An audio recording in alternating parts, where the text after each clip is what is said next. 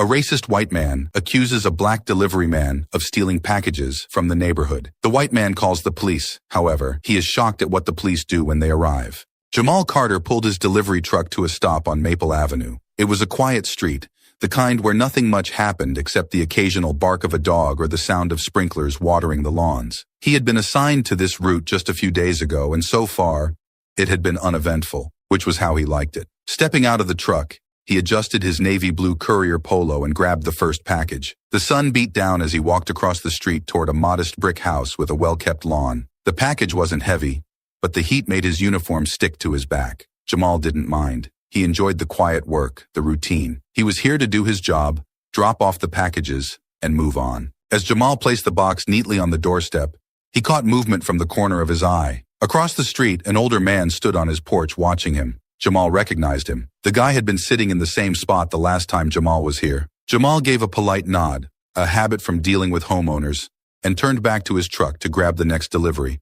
"Hey, what are you doing?" The voice came sharp, cutting through the calm. Jamal turned to see the man standing at the edge of his porch now, his face tight with suspicion. "Just delivering a package, sir," Jamal replied, keeping his tone neutral. He wasn't new to this kind of reaction, especially when he worked new routes. People didn't like change, especially when that change didn't look like them. The man stepped closer, his arms crossed over his chest. His eyes darted between Jamal and the truck. "I've never seen you around here before." Jamal adjusted his baseball cap, resisting the urge to roll his eyes. "I'm the new delivery driver for this area. Just started a few days ago." The man didn't move. "You sure you're not doing something else? I've been watching you.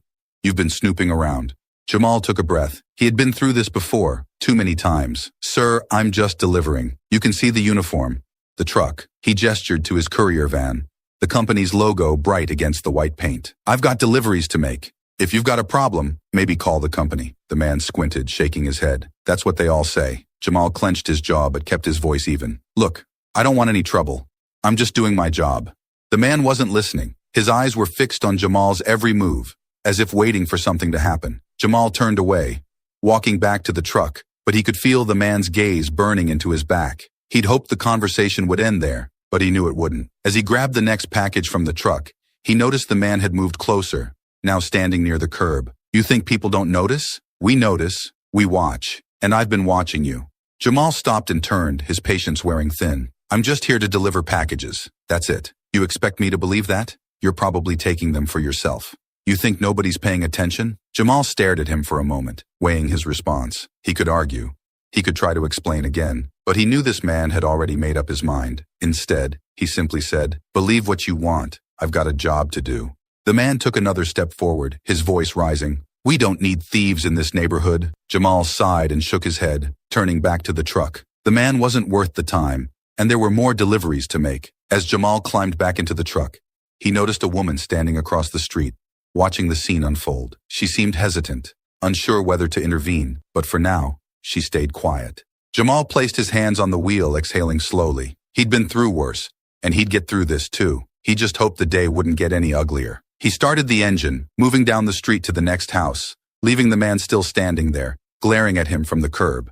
Jamal pulled his truck a little further down the street and stopped in front of the next house on his list. He could still feel the weight of the man's stare from down the block, but he tried to shake it off. Just another delivery, he told himself. He stepped out of the truck, grabbed a medium-sized box from the back, and headed toward the front door of a two-story house with white shutters. Halfway up the driveway, he heard the sound of footsteps pounding on the pavement behind him. "Hey, you think I'm just gonna let you keep going?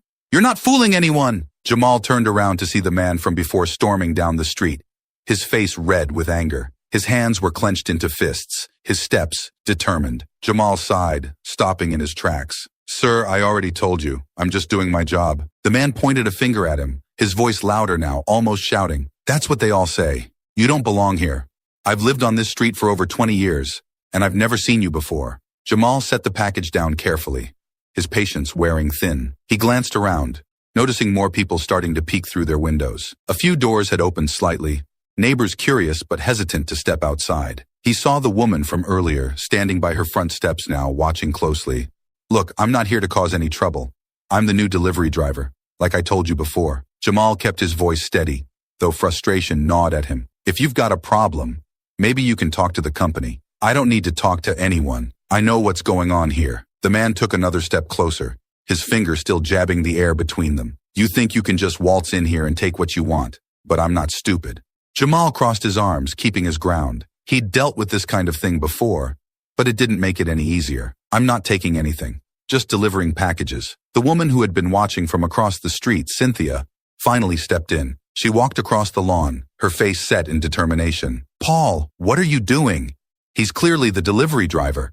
Look at the uniform. Look at the truck. Paul whipped around to face her, his expression fierce. Stay out of this, Cynthia. I'm protecting the neighborhood. Cynthia stopped a few feet away, arms folded. Protecting it from what, exactly? A man doing his job? Paul pointed back at Jamal, his voice dripping with accusation. From him. I've been watching him. He's up to no good. Cynthia rolled her eyes. Paul, you're embarrassing yourself. He's wearing a uniform, for crying out loud. Do you really think a thief would show up in a marked truck in broad daylight with a uniform on? Paul turned back to Jamal, ignoring Cynthia's words. I don't care what kind of outfit he's wearing. He doesn't belong here. Jamal clenched his fists, but kept them by his sides. His voice was tight now. I've got a job to do, and I'm going to keep doing it. I'm not here to prove anything to you. Paul's face twisted with anger. You think you can talk to me like that? I've been living here longer than you've been alive. This is my street. I'll decide who belongs here. Paul, enough! Cynthia's voice cut through the tension, her patience clearly wearing thin. He's just delivering packages. Let it go. Paul didn't budge. His eyes locked on Jamal. No, I'm not letting this go. I'm calling the police. Jamal closed his eyes briefly, taking a slow breath. This was the last thing he needed. He opened his mouth to speak, but Cynthia beat him to it. You're calling the police? For what?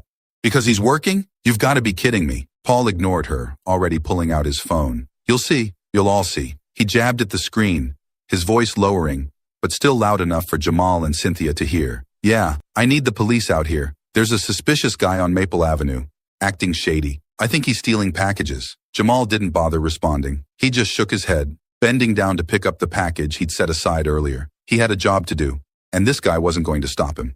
Cynthia stepped closer to Jamal. I'm sorry about this. Well, you can see what he's like. Jamal gave her a quick nod, his jaw tight. It's not your fault. I just need to finish my deliveries. Across the street, more neighbors had stepped out onto their porches, some whispering, others simply watching. Jamal could feel the eyes on him, a familiar, uncomfortable weight pressing down. He turned back to the house, placed the package on the doorstep, and walked back to his truck. Cynthia stayed with him, her presence a small comfort. You really don't have to deal with this, she said softly as they reached the truck. I'll talk to him. Jamal shook his head, climbing into the driver's seat. It's fine. I've been through worse. But Cynthia's expression showed she didn't think it was fine. Neither did Jamal, but there wasn't much either of them could do now. Paul stood on the sidewalk, glaring at Jamal with his phone still in hand, waiting for the police to arrive.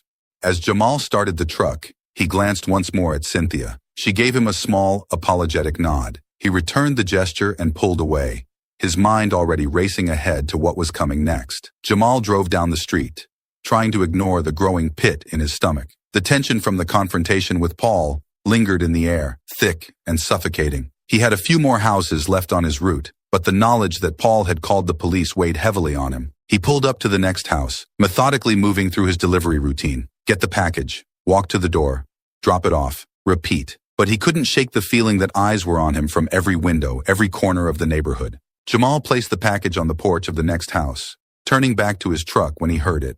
A siren in the distance. His shoulders tensed. He knew it was only a matter of time before they showed up. As much as he wanted to believe the police would handle this fairly, he'd been through situations like this before. Things could go sideways quickly. He climbed back into the truck and started it, thinking maybe he could finish the last of his deliveries before they arrived. But as he pulled away from the curb, he spotted the flashing lights in his rearview mirror. A police car turned onto Maple Avenue, headed right for him. Jamal sighed. He wasn't going anywhere now. He parked the truck and stepped out, standing by the side of the vehicle as the police cruiser slowed to a stop behind him. The door swung open, and Officer Ryan Matthews, a tall man in his mid-30s, stepped out, adjusting his sunglasses as he approached. Afternoon, sir, Officer Matthews said, his tone neutral but cautious. We got a call about a possible theft in the area. Can I see some identification? Jamal nodded, keeping his movements calm and deliberate. Of course, officer. I'm the delivery driver for this route. Let me get my ID. He reached into his pocket and pulled out his company-issued ID badge, handing it over. Officer Matthews examined the badge, glancing between Jamal and the logo on the side of the truck. All right, just need to ask a few questions to clear things up. You understand, right? Jamal nodded again, his expression neutral. I do. I've got my paperwork in the truck if you need it. Before Officer Matthews could respond, Paul appeared from down the street, practically jogging toward them. His face was flushed, his breath short, but his expression was triumphant. There he is, Paul shouted, pointing at Jamal. That's the guy. I told you he's been snooping around stealing packages. Officer Matthews turned to Paul, raising an eyebrow.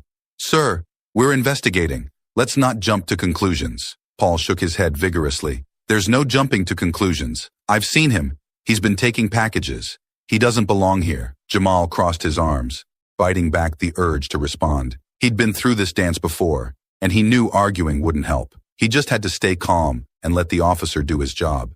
Sir, Officer Matthews said, his voice steady as he turned back to Paul. We'll handle it. Please stand back while I finish talking to him. Paul's face darkened, but he stepped back a few paces, muttering under his breath. Jamal watched as the officer continued his investigation, checking Jamal's ID against a list he had on his phone. You got any paperwork to back this up? Officer Matthews asked. Jamal nodded, walking around to the side of the truck. Yes, sir. I've got my route sheet here. He pulled a clipboard from the front seat, offering it to the officer. You can see, this is my route for the day. These are the packages I've already delivered. Officer Matthews glanced over the clipboard, flipping through the papers, then nodded slowly. Looks like everything's in order. I'll just need to verify with the company. Jamal didn't say anything, just watched as the officer pulled out his phone and dialed the number for the courier company. A few tense minutes passed as Officer Matthews spoke with someone on the other end, confirming Jamal's identity and his role. Jamal glanced around while he waited. More neighbors had started to gather. Mrs. Gutierrez stood at her window, watching intently. Cynthia had come back out, standing on her front lawn, her arms crossed, as she watched the scene unfold with clear disapproval. The whole street seemed to be holding its breath. Officer Matthews ended the call and nodded at Jamal. All right, Mr. Carter, everything checks out. You're free to go. Sorry for the inconvenience. Jamal offered a tight smile. Thanks, officer. I get it. You're just doing your job. But before Jamal could move, Paul stepped forward again, his voice rising in frustration. What do you mean he's free to go? He's a thief. I told you he doesn't belong here. Officer Matthews sighed, rubbing the back of his neck. Sir, we've confirmed everything. He's the delivery driver for this route, and all his paperwork is in order. There's no crime here. Paul's face twisted in disbelief. You're just going to let him walk away? This is why this neighborhood's going downhill. Officer Matthews's patience seemed to be wearing thin. Sir, unless you have any evidence of wrongdoing, there's nothing more we can do. Now, I suggest you let this go before it becomes a bigger issue. Paul opened his mouth to argue, but before he could say anything, Cynthia stepped forward. Paul, that's enough. You're making a scene, and you're wrong. He's just doing his job. Paul turned on her, his voice seething. You stay out of this, Cynthia. This is about keeping our neighborhood safe. No, Paul, it's about you harassing someone who's just trying to work. Cynthia's voice was firm, unwavering. The officer just told you everything is fine. Let it go. For a moment, Paul seemed at a loss for words, his anger boiling over as he looked between Jamal, the officer, and Cynthia. But instead of responding, he took a step back, his face still twisted in fury. Officer Matthews gave Jamal a quick nod. You're good to go. Jamal climbed back into his truck, the weight of the day pressing down on him. He gave Cynthia a small nod of thanks before driving away, the police car's lights fading in his rearview mirror. As Jamal drove down Maple Avenue to finish his deliveries, he couldn't shake the feeling that this wasn't over. Jamal had just delivered another package, but his mind wasn't on his work. He was still thinking about the confrontation with Paul and the fact that the police had been called. The heat of the afternoon seemed to intensify as his frustration simmered. As much as he tried to focus on his route, the weight of what had happened sat heavy on him. 20 minutes later, the flashing lights returned, and Jamal's heart sank as the police cruiser pulled up again, parking behind his truck. He knew it was the same officer, and he hadn't even finished his route before they were back. Taking a deep breath, he stepped out of his truck to face the situation head-on. Officer Ryan Matthews approached, looking just as cautious as before. He had his sunglasses on, but Jamal could feel the tension in his stance. Paul was trailing behind the officer, his face a mixture of smugness and triumph. He seemed sure that this time, the police would get it right. Afternoon again, Officer Matthews said. his voice calm but clipped. We got another call. Jamal stayed where he was, his hands at his sides, trying to remain as calm as possible. I'm just finishing my deliveries, officer. Same as before. Paul, standing a few feet behind the officer, couldn't hold back. He's lying. I've seen him snooping around these houses, taking things. I know what I saw. Jamal glanced at Paul but didn't respond. There was no point. This wasn't about packages anymore. It was about control. Paul didn't like that Jamal was here. And that was the whole problem. Jamal kept his eyes on the officer. You've already verified everything. My ID, my paperwork, I'm just trying to do my job. Officer Matthews nodded slightly. But Paul wasn't done. I've been watching him, Paul insisted, his voice rising. He doesn't belong here and you're just going to let him keep walking around, doing whatever he wants? Jamal tensed at Paul's words.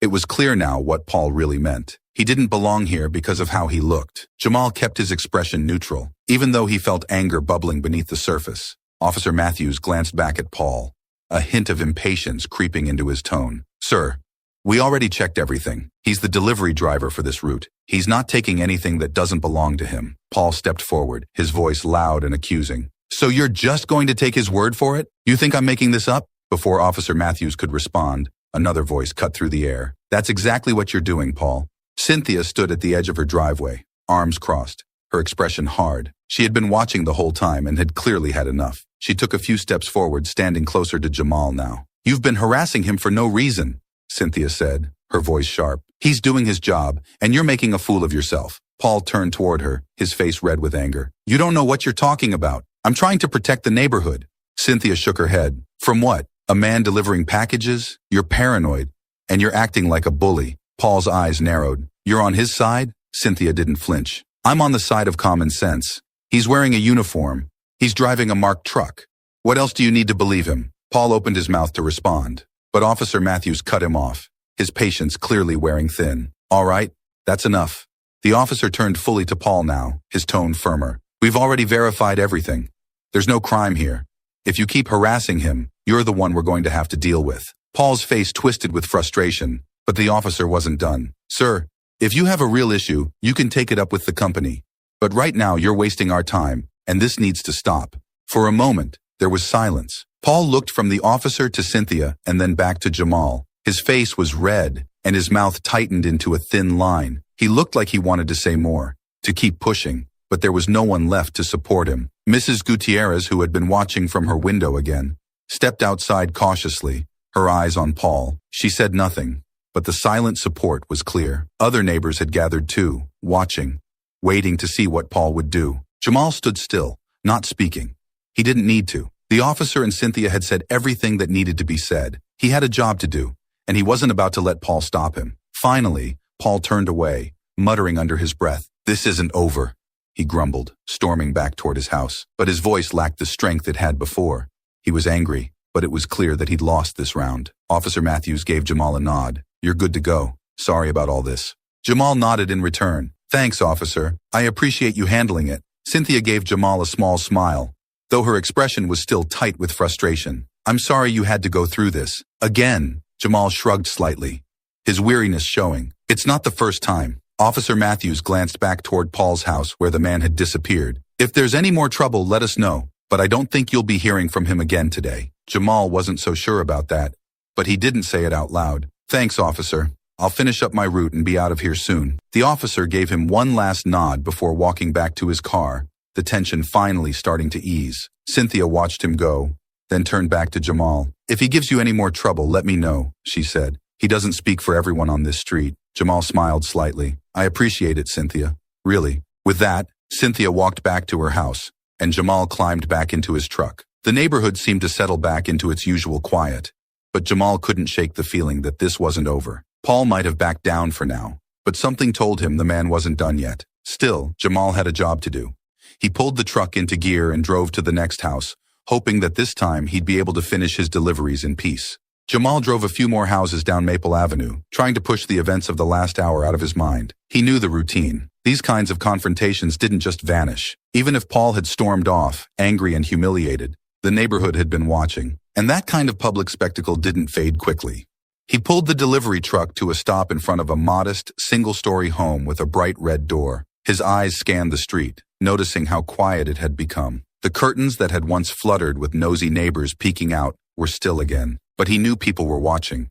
He could feel it. Jamal stepped out of the truck, grabbing another package from the back. His steps were slower this time, the weight of the day pressing down on him. He just wanted to finish up and get out of this neighborhood. He was tired of the stares, the accusations, and the constant need to prove he belonged somewhere. As he reached the front door, placing the package carefully on the porch, he heard footsteps approaching. His body tensed automatically, his mind flashing back to Paul's angry face. But this time, it was Cynthia. She stood at the bottom of the driveway, her arms crossed, watching him with a look of quiet apology. "Hey," she said softly. "How's it going?" Jamal gave her a tired smile. "Just trying to finish up. Almost done." Cynthia nodded, taking a few steps closer. "Look, I'm really sorry about what happened earlier. Paul, he's always been like that. But today, he went way too far." Jamal shrugged, trying to keep his frustration in check. "It's not the first time I've dealt with something like this. Won't be the last." Cynthia frowned, her brow furrowing in concern. "I hate that you have to deal with this at all. He's making the whole neighborhood look bad." Jamal shook his head. "It's not about the neighborhood. It's about people like him thinking they have the right to decide who belongs." Cynthia let out a sigh. "You're right. He thinks he's the gatekeeper of this street. It's ridiculous." Jamal nodded. "Yeah, but at least the officer handled it. I just want to finish up and get out of here." Cynthia glanced over her shoulder, looking down the street in the direction of Paul's house. "You probably won't hear from him again today. He's embarrassed, but knowing him, he's going to stew about this for a while." Jamal didn't need to be told that. He could already feel the lingering tension in the air. Paul had lost today, but there was a sense that he wasn't finished yet. "I'll be fine," Jamal said, though the weariness in his voice was hard to hide. "I just want to get home."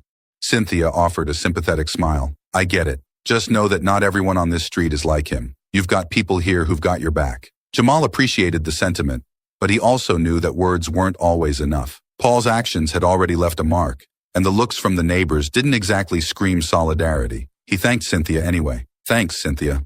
That means a lot." She nodded, giving him a quick wave before turning to walk back to her house. Jamal watched her go, then returned to his truck. He placed his hands on the steering wheel, staring out at the street for a moment. It was strange how quiet everything seemed now, as if the whole neighborhood was holding its breath, waiting for the next move. Jamal started the truck, pulling it forward to the next house. He was down to just a few more stops, and he could feel the weight of the day pressing down on him harder with each delivery. As he approached the next house, he noticed movement out of the corner of his eye. Mrs. Gutierrez was standing on her front porch now, a watering can in her hand. She gave him a small nod, an unspoken gesture of support. Jamal returned the nod, grateful for the quiet acknowledgement. The rest of his deliveries passed without incident, but Jamal remained on edge. He knew better than to think it was over just because Paul had retreated to his house. There was a tension in the air, something unresolved. He had been through this enough times to know that these situations rarely ended cleanly.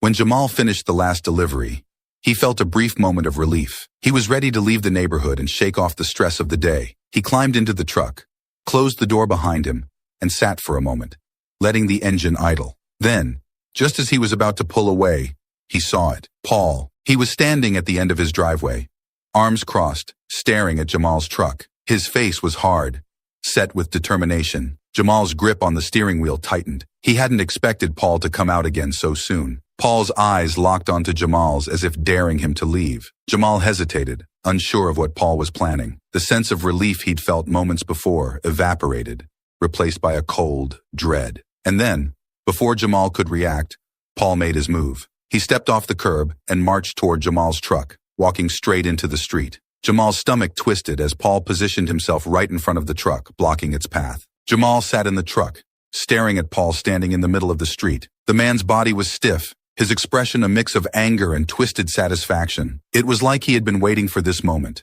waiting to assert control over a situation that was already out of hand.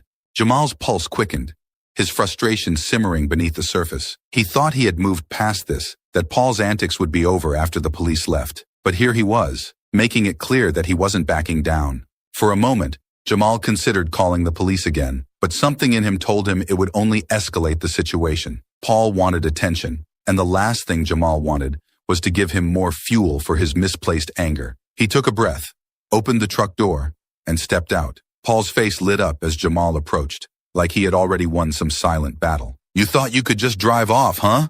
Paul sneered, his voice dripping with arrogance. "Not this time. I'm not letting you go until they arrest you. I've called the police again. This time, They'll do their job right. Jamal didn't respond at first. He just looked at Paul, sizing him up. The man was older, shorter than Jamal, but his stance was rigid, defiant. Jamal could see that Paul wasn't thinking rationally anymore, if he ever had been. This wasn't about packages, about theft, or even about the police. It was about power. Paul was determined to prove that he could control who came in and out of his neighborhood. Look, Jamal said, his voice calm but firm, you need to move out of the way.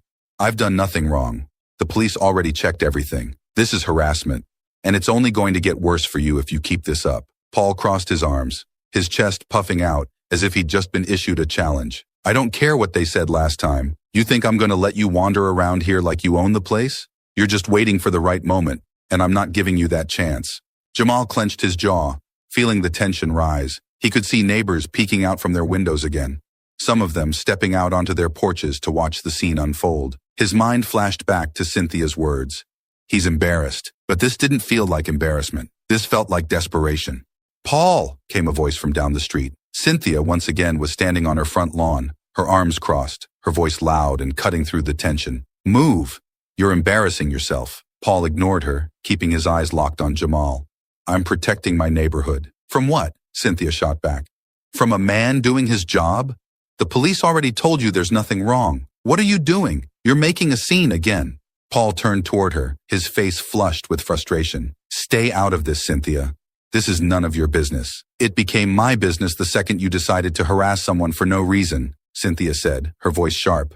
And you've dragged the whole street into it. Jamal didn't want to argue anymore. He'd had enough of this.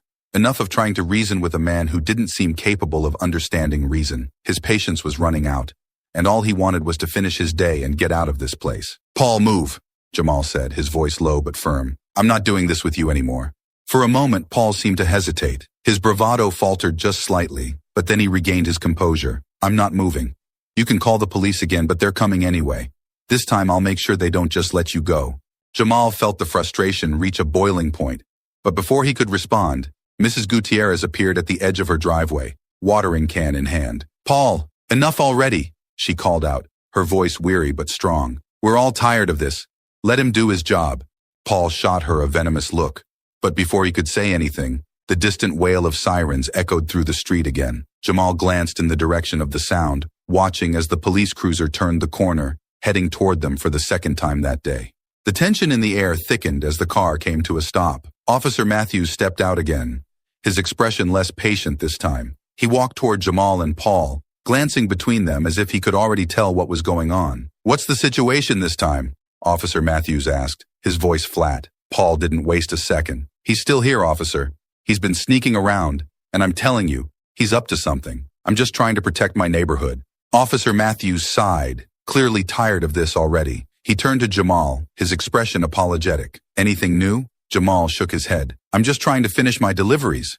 He's blocking my truck. Officer Matthews nodded, then turned to Paul. Sir, we've been through this already. Everything checked out. He's just delivering packages. Paul's face turned red, his voice rising. You're not listening to me. I've been watching him. He's waiting for the right moment to... Sir, that's enough, Officer Matthews interrupted, his tone sharper now. You've called us out here 3 times for no reason. There's nothing suspicious going on, and I'm not going to waste any more time on this. Paul's face twisted in disbelief. You're just going to let him keep going? What kind of cop are you? Officer Matthews took a step forward, his hand on his hip. Sir, if you don't step aside and stop harassing this man, we're going to have a different problem. You're wasting police resources, and I can issue you a citation for that. Is that what you want? Paul's bravado finally cracked. He stood there, mouth open, as if he couldn't believe what he was hearing. For a moment, it looked like he might argue again, but the weight of the officer's words seemed to finally sink in. Paul took a step back, his arms falling to his sides. He glared at Jamal, then at Officer Matthews, but he didn't say another word. Slowly, he turned and walked back toward his house, muttering to himself. The tension in the air seemed to break as Paul disappeared inside. Officer Matthews sighed and turned back to Jamal. Sorry about that, Mr. Carter. You're good to go. Jamal nodded, grateful but exhausted. Thanks, officer. Officer Matthews gave him a tired smile. Just let us know if there's any more trouble. With that, the officer returned to his cruiser and drove off, leaving Jamal standing by his truck. The neighbors who had gathered to watch slowly started to retreat back into their homes, but Cynthia and Mrs. Gutierrez remained, standing quietly by their houses. Jamal looked toward them, offering a small nod of appreciation. Cynthia gave him a wave, her expression one of both relief and sympathy. Mrs. Gutierrez simply smiled, lifting her watering can slightly in a silent gesture of support. Jamal climbed back into his truck, starting the engine. The day wasn't over yet, but at least now, he could finally get back to his route without the weight of Paul's accusations hanging over him. As he pulled away, he couldn't help but feel a sense of exhaustion, not just from the day, but from the constant battle he had to fight just to do his job. It wasn't over. People like Paul rarely gave up so easily.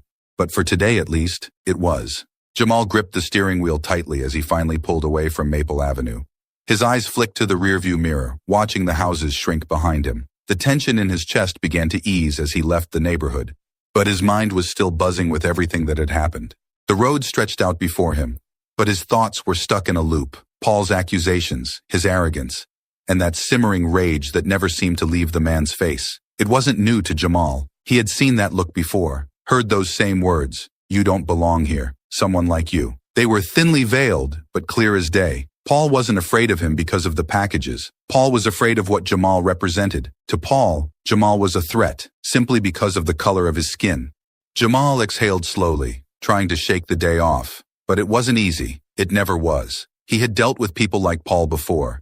People who didn't need a reason to dislike him, who had already made up their minds long before they saw him. In Paul's eyes, Jamal was always guilty, no matter how clean his record was, no matter how hard he worked. The uniform, the truck, the ID, none of it mattered to someone like Paul. "He's a racist," Jamal muttered to himself, feeling the truth of it settle deep in his chest, plain and simple. But as much as Paul's actions had gotten under his skin, Jamal couldn't let the whole day be defined by one man's hatred. It wasn't just Paul on that street. He thought of Cynthia, standing firm in the middle of all that tension, calling Paul out when no one else would, and Mrs. Gutierrez, who didn't have to say much but showed her support in small, quiet ways. Cynthia had stood by him, a complete stranger, and defended him when she didn't have to. She didn't wait to see how things would play out. She stepped up immediately, not just once, but every time Paul escalated. Jamal had dealt with people who looked the other way, who didn't want to get involved, but Cynthia wasn't one of them. There's goodness in some people, Jamal thought,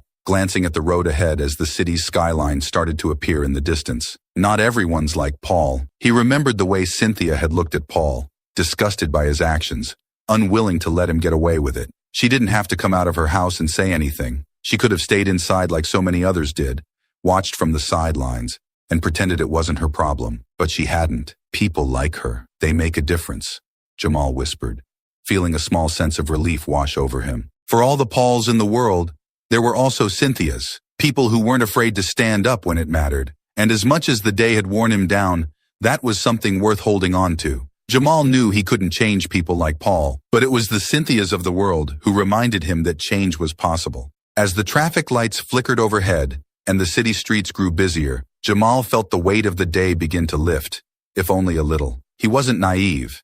He knew there would be more Pauls in his future, more moments like today. But there was strength in knowing that he wasn't alone, that there were people who saw through the hate and were willing to fight against it. Jamal turned the corner onto his street, his mind finally beginning to quiet. Home was close now, and with it, the comfort of his family. He'd tell his wife about what happened today, maybe shake his head at the absurdity of it all. But deep down, he'd remember Cynthia's voice, clear and strong, cutting through the noise. Goodness wasn't always loud, but it was there. And as long as people like Cynthia existed, Jamal knew that days like this, no matter how exhausting, would never have the final word. He pulled into his driveway, letting out a long breath as he parked the truck. The sun was beginning to set, casting a warm orange glow over the neighborhood. Jamal stared at the fading light for a moment, letting the day slip away. With one last deep breath, he stepped out of the truck and walked toward the front door, ready to leave Paul and Maple Avenue behind, at least for tonight.